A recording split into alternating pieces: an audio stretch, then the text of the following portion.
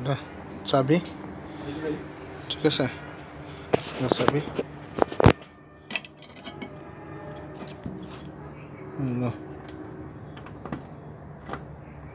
চাবি দিলাম।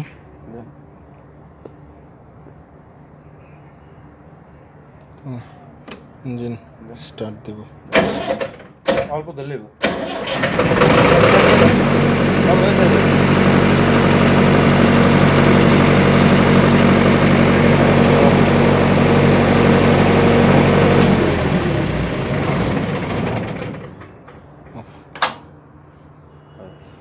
এই অফ করতে দেব। অফ করে চাবিটা বের করে চাবি এই জায়গার মধ্যে রাখতে হবে।